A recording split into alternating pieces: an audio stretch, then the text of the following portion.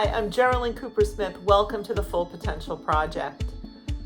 We've been talking in 2 previous episodes about this idea of getting in touch with what you most want.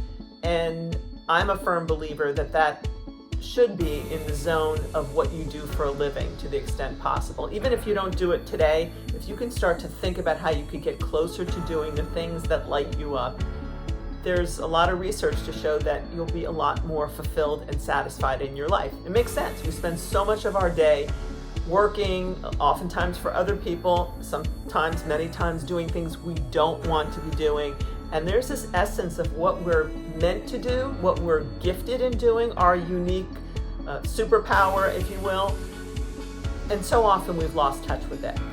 So we talked in the previous 2 episodes about figuring out when your flow state is. When are you in those moments where you just get lost in what you're doing? For me, sometimes that's teaching.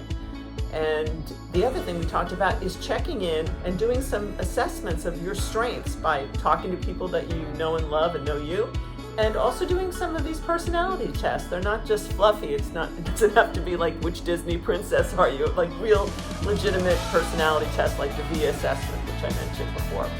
And then today I want to talk about the work of Sir Ken Robinson, the late great Sir Ken Robinson.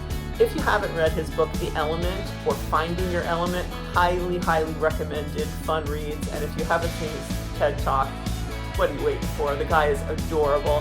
He passed away a few years ago, but he was a researcher who focused on creativity. And in his research and his study of creativity, he sort of went down another path of figuring out that a lot of people had their innate gifts and creativity kind of pushed out of them through a lot of our early experiences, particularly educational experiences. You will do this, you will learn this curriculum.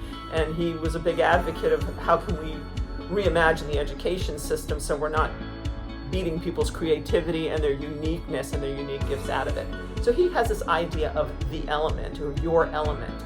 And he said the element is this natural meeting point where what you love doing and what you're naturally good at come together, and that it's unique for everyone. It's a fingerprint, if you will. It's our own signature in our lives, and it's going to be different for every single person, which is a great thing and a terrifying thing. Because I think many of us, I know in my own career, I wanted to follow a mentor who I thought was cool, but it turned out their path was a little different than mine, and their passions were different than mine.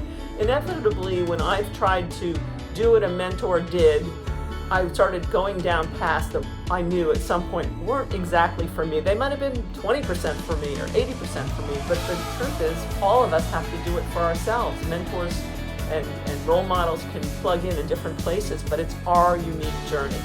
So what is that for you? When you think about what do you love doing, what do people come to you for, and you don't think it's a big deal. A lot of times it's things like someone will say, hey, can you help me with so-and-so? And you're thinking, yeah, that's the easiest thing in the world, but it's not for them. So that's your zone of genius. Those are your natural gifts, especially if we're talking in terms of an element, if you enjoy doing them. So some things we're naturally gifted at that we're like, I would never want to do that all day, but I'm pretty good at it. But the things that you love doing, that you enjoy doing, that's the sweet spot. And to the extent that we can figure out how to get closer to doing that as much as possible, which in my mind means in your job as much as possible, we have a much greater chance of being fulfilled and living to our true potential, being the people we're supposed to be. So, great idea for today. I hope you'll look into Ken Robinson's work. He is adorable. Again, you'll giggle in his TED Talk. He's just the cutest thing ever. He was a great blessing to the world. So thanks for being here. Live bigger, shine brighter. I'm Geraldine, and this is the Full Potential Project.